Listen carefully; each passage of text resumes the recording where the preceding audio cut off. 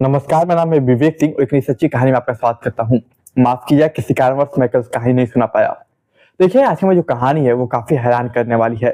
हैरान इसलिए क्योंकि आज दो बच्चों की कहानी है। एक बच्चा जिसकी उम्र 15 साल, एक बच्चा जिसकी उम्र 10 साल। आप सोचिए कि इतना बच्चा कोई शातिर कैसे हो सकता है कि एक दूसरे का जान ले ले। जी हाँ, पूरी कहानी क्या है चलिए थोड़ा विस्तार से समझाता हूँ। ये एक बच्चों की प्रेम कहानी में की गई कत्ल की कहानी है। देखिए, आज की हमारी जो कहानी है वो कहानी है एमपी के जबलपुर की। इसी एमपी के जबलपुर में एक जगह है बलखेड़ा। बलखेड़ा में गांव है। इसी गांव में रहने वाले एक परिवार के एक बेटा था जिसका नाम था राजा, जिसकी उम्र 10 साल। वहीं एक दूसरे परिवार का बेटा था जिसका नाम था किशोर, जिसकी उम्र 15 साल। किशोर और राजा एक दूसरे के काफी अच्छे और बेहद अच्छे दोस्त थे। कह सकते हैं आप कि ये दोनों बेस्ट फ्रेंड थे। वक्त गुजरता है, दिन पे दिन ये दोस्ती गहराते जाती है। ये लोग एक दूसरे के घर आने जाने लगते हैं। देखिए, जो राजा था 10 साल का, उसके घर में उसकी एक बहन थी। किशोर उसकी बहन से भी दोस्ती करता। उसकी भी अच्छी दोस्ती हो जाती, या कह सकते हैं टाइम पे टाइम इन तीनों की अच्छी बॉन्डिंग बन जाती। लेकिन देखिए, होता क्या है कि किशोर राजा की बहन से प्यार में पड़ जाता है, यानी कि अपनी बेस्ट फ्रेंड के बहन के प्यार में पड़ जाता है। मतलब कि किशोर और उसकी राजा की बहन दोनों एक दूसरे से प्यार करने लगते थे। जब भी इन्हें मौका मिलता, ये पूरे गांव वालों से, पूरे परिवार वालों से और राजा से छुप कर एक दूसरे से मिला करते।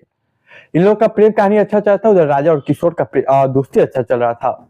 यानी कहते कि प्यार नहीं छुपता, छुपाने से पकड़ी जाती है। यूं ही एक रोज किशोर उसकी बहन जब मिल रहे थे, उस वक्त राजा की नजर पड़ जाती है। राजा की बहन और किशोर दोनों मिलके बहुत माफी मांगते हैं राजा से कि मुझे माफ कर दो, अब हम लोग कभी नहीं मिलेंगे, हम लोग कभी नहीं कुछ करेंगे, कृपया हमारे घर वालों को ये बात मत बताना। बहुत देर माफी मांगने के बाद और कन्विंस करने के बाद राजा मान जाता है और कहता है ठीक है, मैं मम्मी पापा को नहीं बताऊंगा।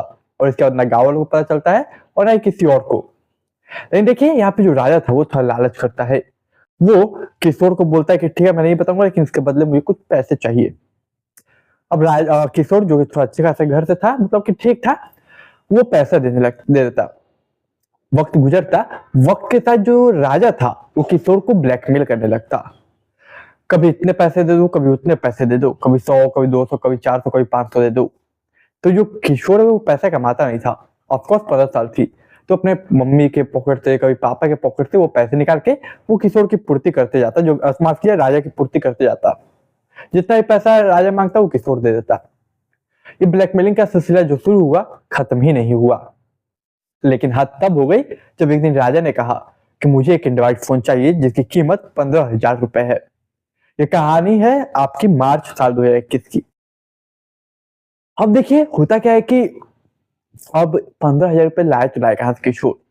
वो सोचता है पापा के जेब से लूंगा तो गायब हो जाएगा तो पता चलेगा, क्योंकि 15,000 एक बहुत बड़ी अमाउंट होती है अगर 15 साल का बच्चा है तो।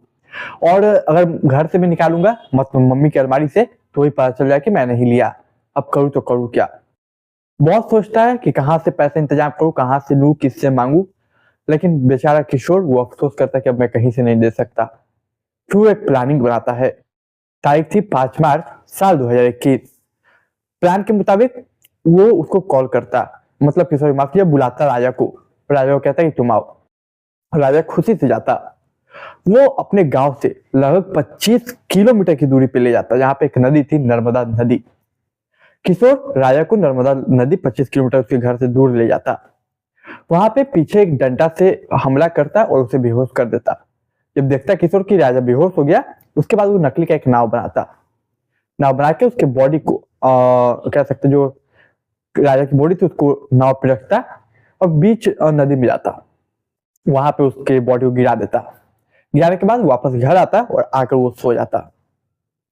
अब देखिए, वो तो आके सो जाता है, लेकिन जैसे शाम ढलती तो इधर जो राजा के घर वाले थे उसके बेटा वापस नहीं आता शाम तक, तो उन्हें चिंता सताती। इंतजार करते, रात भर इधर उधर खोजते, कहीं नहीं मिलता राजा। पूरा गांव के तलाशी लेते, इधर उधर घर में पड़ोसियों से पूछताछ करते, राजा का कुछ पता ही नहीं चलता। अगली सुबह यानी कि 6 मार्च साल 2021 को वो लोग पुलिस स्टेशन पहुंच जाते और एक मिसिंग रिपोर्ट दर्ज करवाते।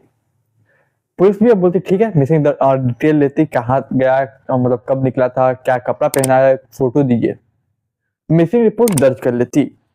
अब पुलिस अपने तरीके से खोजबीन करती और शुरू कर देती। सबसे पहले गांव के लोगों से पूछती कि आपने किशोर को देखा, तमाम चीजें परिवार से, रिश्तेदार से, सबसे पूछती। वो किशोर से ही पूछती। किशोर कहता है कुछ नहीं।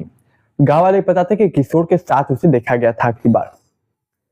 देखिए, वक्त गुजरते जाता है, दिन गुजरते जाते, कुछ नहीं मिलता। लगभग 3-4 दिन गुजर जाते। जब पुलिस ये सुनती कि किशोर के साथ आखिरी बार देखा गया तो किशोर के पास पुलिस जाती। किशोर कहता हाँ मेरे साथ था तो, लेकिन कुछ दूर आए गए, हम लोग बातचीत खत्म हुई, फिर वो आगे चला गया। अब पुलिस इस बात पे यकीन कर लेती है क्योंकि किशोर अच्छा फ्रेंड था राजा का, और जाहिर बात है इतना छोटा बच्चा कोई कत्ल करेगा ये पुलिस सोच भी नहीं सकती। इसके बाद पुलिस अपना इन्वेस्टिगेशन करती, तमाम तरीके से पूछताछ करती, गांव के अंदर बाहर सभी जगह देखती, कहीं कुछ सुराग छोटा भी नहीं मिलता। सवाल ये क्या कि हुआ क्या, आखिर गया कहाँ? पुलिस की सुई शक कहिए या फिर घुमा फिरा के फिर पुलिस के पास जाती है, और शक की सुई जो होती है वो जाती है किशोर पे। किशोर से फिर पुलिस पूछती कि कहीं तुम्हारा दोस्त जो है वो कहीं किडनैप तो नहीं हो गया, कोई फिरौती का कॉल नहीं आ जाए? नहीं, अगर किडनैप होता तो फिरौती का कॉल भी तो आता, लेकिन अब तक नहीं आया। अब इस घटने को 4-5 दिन गुजर चुके थे। वो कहता कि हाँ सर, हो सकता है क्योंकि मुझे भी कुछ दिन पहले किडनैप किया गया था, और किडनैप किया गया था, लेकिन उसके बाद मैंने मौका देखते वहां से फरार हो गया, मैं वहां से भाग गया। अब पुलिस इस कहानी पे भी यकीन कर लेती है। लेकिन देखिए, पुलिस को यकीन तो हो जाता है, उसमें से एक कांस्टेबल था जो शक होता है कुछ। बोलते सर एक बार क्यों नहीं इस बच्चे को चेक कर लिए, कहां से किडनैप किया गया था, तो वहां से उस अपराधी को पकड़ा जा सकता है जिसने किशोर को किडनैप किया था। इसके बाद हो सकता है राजा को उसी ने किडनैप किया हो। तो पुलिस भी बोलती है ठीक। तो दरअसल जो किशोर था उसके पास एंड्रॉइड फोन था, तो उसके लोकेशन को ट्रैक किया जाता है कि उस दिन वो उस वक्त किस लोकेशन पे था जहां से वो भागा। जब पुलिस चेक करती लोकेशन तो पता चलता है कि जहां पे किशोर ने लोकेशन बताया कि उसे पकड़ के रखा गया था, या फिर उसने जहां से भागा और जिस दिन के बारे में बताया था उस दिन वो उस लोकेशन पे गया ही नहीं। पुलिस को यही पे यकीन होता है कि दाल में काला कुछ नहीं है। पुलिस फौरन किशोर को अरेस्ट कर लेती है और पकड़ लेती है। पुलिस जब पकड़ लेती है और थोड़ी सी सख्ती से चिल्ला के पूछती तो वो टूट जाता और फिर कहता कि हाँ सर, मैं नहीं मारा है अपने बेस्ट फ्रेंड किशोर राजा को। पुलिस जब पूछती क्यों, तब वो बताता कि दरअसल मैं उसकी बहन से प्यार करता था, मुझे और उसकी बहन को उसने पकड़ लिया था। हालांकि वो मान गया था कि वो घर पे किसी को नहीं बताएगा, बहुत कन्विंस करने के बाद, लेकिन वो मुझे दिन पे दिन ब्लैकमेल करने लगा और एक दिन उसने 15,000 का एंड्रॉइड फोन उसने मांग लिया। मुझे मजबूरी में उसे मारना पड़ा। उसने मारा था वहीं के मोड़ा घाट जो कि नर्मदा नदी के पास है, लगभग घर से 25 किलोमीटर की दूरी पे। अब सवाल ये कि इतना छोटा बच्चा आखिर इतना शातिर कैसे हो सकता है? जब पुलिस ने ये सवाल पूछा तुम्हें ये सब दिमाग में आया कहाँ से, तब उसने कहा कि वो साउथ की फिल्में देखता है और साउथ की फिल्में देख के उसके पास ये आइडिया आया कि सर के पीछे मारने से आदमी बेहोश हो जाता है और इस तरीके से अगर नदी में लाश फेंक दे तो शायद लाश नहीं मिलेगी और ना पकड़ा जाएगा। पुलिस भी ये सुन के हैरान हो जाती है। पुलिस के भी पैरों तले जमीन खिसक जाती है कि 15 साल का बच्चा इतना शातिर मूवी देखकर। फिर इसके ऊपर आईपीसी की धारा जो लगता है मर्डर का, लाश छुपाने का, तमाम धारा लगाती है, वो कोर्ट में पेश करती है।